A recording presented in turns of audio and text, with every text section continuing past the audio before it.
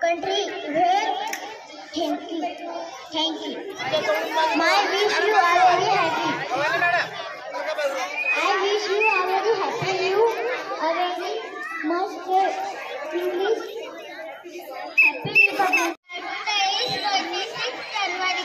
First, I wish you a very happy Republic Day. Republic Day is the national festival of our country. Thank you. Respected principal, teachers, guests, and my dear friends, good morning. I am Amira Babu Patan. I wish you all a happy Republic Day. Today is January 26th and we all are celebrating the 76th Republic Day of our country. Republic Day is the national festival in India. We celebrate this day with joy and enthusiasm on this day. The Constitution of India came into force in 1950. The Constitution is the supreme law of India. I love my India, Jai Hind, Jai Bharat. Good morning, friends. My name is Dhanasri. First of all, I wish you all a very happy Republic Day. It is the 76th Republic Day of our India.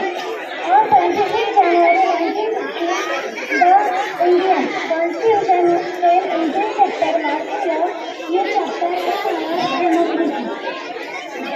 Let's promise to be kind,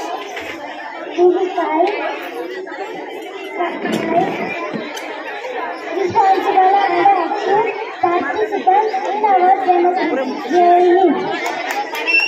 Dear friends, I am Jai Sikandar Patan. I wish you all very happy Republic Day. The Constitution of India is the strong base of our democracy and Dr. B.R. Ambedkar is the father of Indian Constitution. I bow my head to his great memories. Thank you.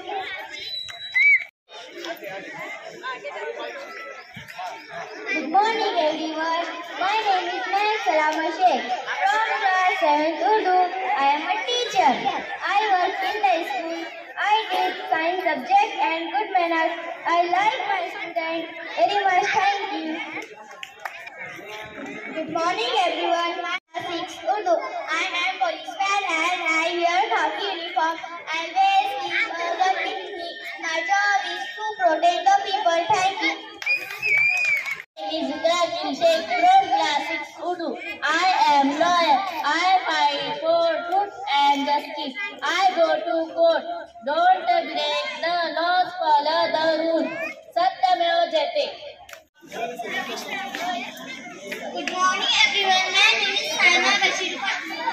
My name is Saima Bashir Patan from class 6 Urdu. I am a doctor. I work in the hospital. I treat sick people. I heavy medicine and injection. I wear white coat and stethoscope. Thank you. My name is Pathan Marias. I'm from class 6 Urdu. I am Kalpana Chawla. I am the first woman astronaut of India. I love to fly, so I work hard and become part of NASA. Thank you.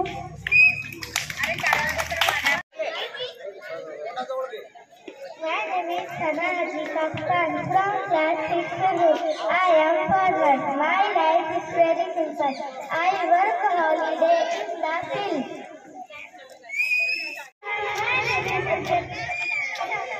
From class 7 Urdu, I am Razia Khan. I am first female student. I am daughter of Shamsuddin Al-Tamash. I am ruler of Delhi. Music ki mashanu bani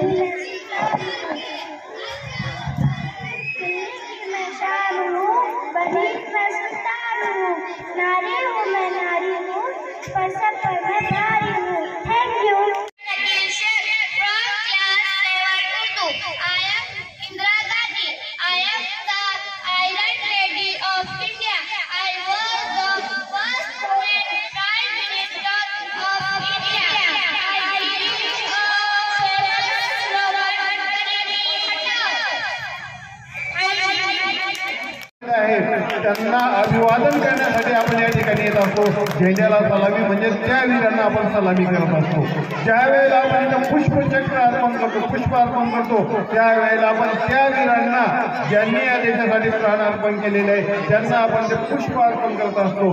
प्रत्येक भारतीय नागरिकाचं कर्तव्य आहे की या राष्ट्रीय सणाच्या दिवशी या ठिकाणी उपस्थित राहून त्या वीरांना मानवंदना द्यावी हे आपल्या प्रत्येकाचं कर्तव्य आहे. मित्रांनो, अजून एक मला या ठिकाणी बोलायचं आहे की अलीकडच्या काळामध्ये जिल्हा परिषद शाळांची संख्या खूप खूप कमी होत आहे. तर याच्या पाठीमागचं कारण काय आहे? संस्था किंवा इंग्रजी शाळेत इंग्रजी माध्यमाचं जे वेळ लागलेला आहे. बघा, सगळ्या संस्थेवाले फक्त तुमच्या गरीब स्वभावाचा फायदा घेऊन पैसा कमवण्यासाठी संस्था सुरू करत आहे. याच्या पाठीमागचं खूप मोठं आर्थिक कारण आहे. तर मित्रांनो, आता आपण हा जो सांस्कृतिक कार्यक्रम बघितला, एवढं सोपं नसतं. संस्था आणि जिल्हा परिषद शाळा यामध्ये काय फरक आहे तेवढंच मला तुमच्या लक्षात आणून द्यायचं आहे. संस्थेवाले जे कार्यक्रम आयोजित करतात त्यांना कमर्शियल डान्सर त्या ठिकाणी त्यांनी बोलवलेले असतात. जे व्यावसायिक डान्सर आहेत त्यांनी ते बोलवलेले असतात आणि त्यांच्या मार्फत त्या मुलांना ते शिकवत असतात. आमच्या इथं कुठल्याही प्रकारचा नाही. ही सगळी मेहनत आहे आमच्या या सर्व शिक्षकांची. हिरे आहेत, हे स्टार आहेत, परंतु झालं काय की जे मोफत असतं त्याची किंमत नसते. इकडं मोठ्या प्रमाणात फीस घेतात, कमर्शियल डान्सर बोलवतात. आमची सकाळपासूनची अवस्था बघितली, एक साऊंड सिस्टम खराब झाला, दुसरा साऊंड सिस्टम आमच्या शाळेतल्या एका शिक्षकांना गाडीवर घेऊन आला आणि या कार्यक्रमाची शोभा कायम ठेवली. हे एवढं सोपं नसतं. आमच्या शाळेमधले हे जे सर्व शिक्षक आहेत हे गुणवत्तापूर्ण आलेले आहेत. त्यांनी अनेक परीक्षा देऊन या ठिकाणी ते शिक्षक झालेले आहेत. फक्त मोबाईलची किंमत नाही, त्याच्याप्रमाणे या शिक्षकांची सुद्धा या ठिकाणी अनेक कामं करून अनेक आमच्याकडे शासनाच्या विविध योजना पूर्ण करून या मुलांना शिकवत असतात. खाजगी शाळेमध्ये कुठलंही काम त्यांच्याकडे नसतं तरी सुद्धा ते आमच्या बरोबरी करू शकत नाही. काय असतं इंग्रजी शाळेमध्ये? काय फक्त ट्विंकल ट्विंकल. आमच्याही मुलांनी ट्विंकल ट्विंकल करून दाखवलं ना. मग त्यांच्याकडे आमच्यात काय फरक आहे? जे जिल्हा परिषदेचे शिक्षक करू शकतात ते खाजगी शाळेचे नाही करू शकत. हा विश्वास मी तुम्हाला देतो. फक्त आमच्यावर विश्वास नाही तुमचा, आमच्या शिक्षकांवर तुमचा विश्वास नाही. पुन्हा एकदा सांगतो, आमच्यावर विश्वास ठेवा. आम्ही तुमच्या विश्वासाला कुठेही गाडी मात्र धक्का लागू देणार नाही, तडा जाऊ देणार नाही. तर अजून एक सांगू, ज्या दिवशी एसटी महामंडळाची बस बंद असते ना त्यावेळेस त्या दिवशी खाजगी काळी पिवळीवाल्यांचं भाडं दुप्पट झालेलं असतं. ज्या दिवशी घाटीच्या डॉक्टरांचा संप असतो ना त्या दिवशी खाजगीच्या डॉक्टरांचं बिल हे तिप्पट झालेलं असतं. म्हणून सर्व गावकऱ्यांना एक विनंती आहे, जिल्हा परिषदेच्या शाळा जर टिकल्या तरच गोरगरिबांचे मुलं शिकू शकतील आणि या खाजगी शाळेवाल्यांची फीस रोखल्या जाईल. ज्या दिवशी शाळा बंद होतो जिल्हा परिषदेच्या त्या दिवशी तुम्ही सामान्य माणसं, माझ्यासारखे आपल्यासारखे सामान्य माणसं त्या शाळेमध्ये आपल्या मुलांना शिकवू शकणार नाही. हे तेवढं सत्य आहे. म्हणून आमच्यावर विश्वास ठेवा आणि जे काही खाजगी शाळेमध्ये गेलेले मुलं आहेत ते परत एकदा आमच्याकडे पाठवा. अजून एक, आमच्या शाळेची उपस्थिती अतिशय कमी असते. मित्रांनो, एक या ठिकाणी सांगतो, 4 महिला ज्या वेळेला खुरपायला बसतात, एखादीला जर पाणी प्यायला कधी गेली तर ती हातभर 2 हातभर मागे पडते.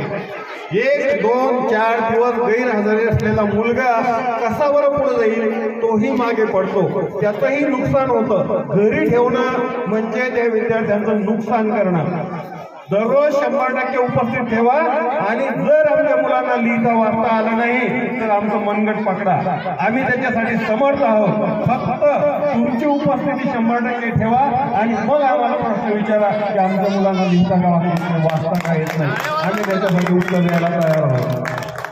तर या ठिकाणी मी पुन्हा एकदा आमच्या सर्व शिक्षकांचं सर्व स्टॉफचं मनापासून अभिनंदन करतो केलं होतं आणि त्याचं संपूर्ण श्रेय त्या आमच्या शाळेच्या स्टॉफला मुख्याध्यापकांना आणि या विद्यार्थ्यांना जातं. एवढं बोलून मी थांबतो. धन्यवाद. वा वा, खूप धन्यवाद साहेब. आपलं मार्गदर्शन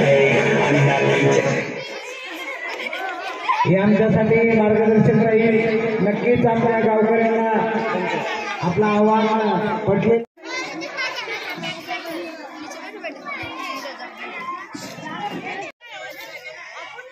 सब लोग देखो इधर.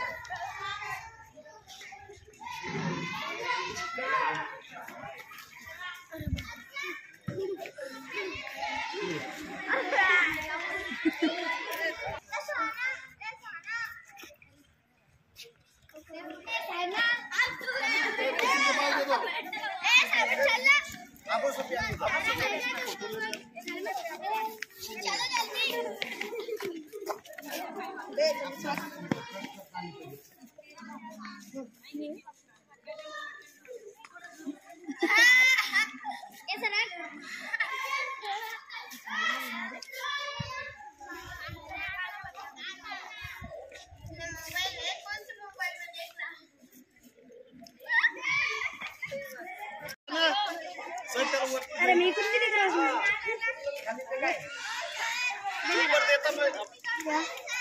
अरे